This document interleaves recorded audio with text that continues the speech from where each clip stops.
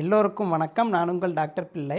Mutton சொல்லக்கூடிய ஆட்டு இறைச்சி கொஞ்சமாக சாப்பிட்டாலே வயிற்றில் வலி வருது, டைஜஸ்ட் ஆக மாட்டேங்குது, கொழுப்பு கூடிரும், எல்லா நோய் வந்துடும், ஹார்ட் அட்டாக் வந்துடும், ஸ்ட்ரோக் வந்துடும். மட்டனுங்கிறது பார்த்திங்கன்னா நிறைய புரதச்சத்துக்களும் இதர சத்துக்களும் நிறைந்ததுங்க.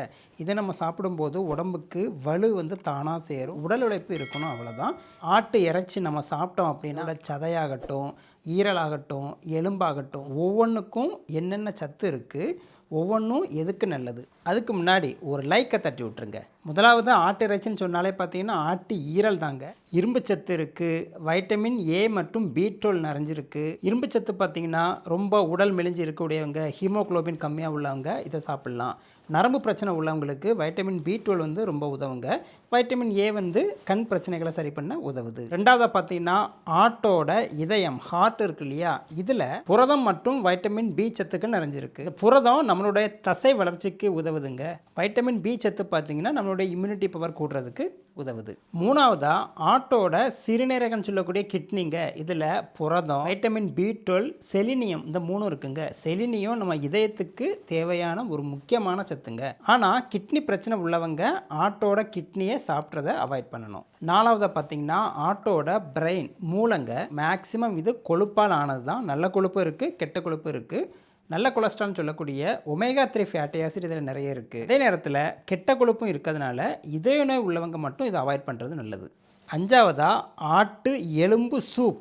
எலும்பு பிரச்சனை உள்ளவங்க, மூட்டு தேய்மானம் உள்ளவங்கெல்லாம் அந்த ஆட்டுக்கால் சூப்பு குடித்தாங்கன்னா இதில் கொலாஜன் சொல்லிட்டு ஒரு விஷயம் இருக்குங்க. அதுதான் நம்ம ஜாயிண்ட்டை பாதுகாக்க உதவுது. இது போக வைட்டமின்ஸ், மினரல்ஸ் எல்லாமே நிறைஞ்சிருக்கு. ஆறாவது ஆட்டோட குடல் குழம்பு. கேள்விப்பட்டிருக்கீங்களா?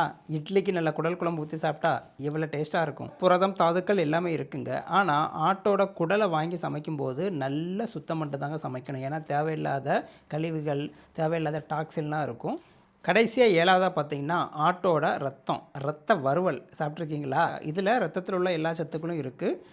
இதையும் நல்லா சமைச்சு சாப்பிடணும். இப்போ பார்த்தீங்க இல்லையா, ஒரு ஆடுன்னு எடுத்துக்கிட்டோம்னா 7 விதமான உறுப்புகள்லேருந்து 7 விதமான சத்துக்கள், 7 விதமான பயன்கள் நமக்கு இருக்குங்க. கிட்னி பிரச்சனை உள்ளவங்க, ஹார்ட் பிரச்சனை உள்ளவங்க, பிபி அதிகம் உள்ளவங்க, சுகர் அதிகம் உள்ளவங்க, கெட்ட கொலஸ்ட்ரால் அதிகம் உள்ளவங்க, கவுட்டுன்னு சொல்லக்கூடிய யூரிக் ஆசிட் அதிகம் உள்ளவங்களும் இதை கொஞ்சம் பார்த்து சாப்பிடணும். ஒன்றுமே இல்லைங்க, ஆட்டில் நீங்கள் மாமிசம் சாப்பிட்டாலும் சரி தான், இல்லை அந்த உறுப்புகளை நீங்கள் சாப்பிட்டாலும் சரி தான், இதில் உள்ள கொழுப்புகள் உங்களை தாக்காமல் இருக்கிறதுக்கு உடல் உழைப்பு இருந்துட்டால் போதுங்க.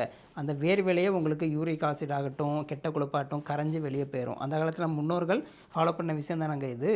தண்ணி நிறைய குடிங்க, நிறைய உடற்பயிற்சி பண்ணுங்கள். வாக்கிங் ஒரு நாளைக்கு ஒரு 1/2 ஹவர்லேருந்து 3/4 மணி நேரம் போகிற மாதிரி பார்த்துக்கோங்க. இதெல்லாம் நீங்கள் தொடர்ந்து ஃபாலோ பண்ணிங்கன்னா ஆட்டுக்கறியை நல்லா அடித்து விடலாம் இல்லையா? இன்றைக்கி என்ன உங்கள் வீட்டில் ஆட்டுக்கறியா? உங்களை சுற்றி உள்ள ஃப்ரெண்ட்ஸு, ஃபேமிலி மெம்பர் எல்லாருக்கும் ஷேர் பண்ணி அவங்களும் இன்றைக்கி ஆட்டுக்கறி சமைச்சு சாப்பிட சொல்லுங்கள்.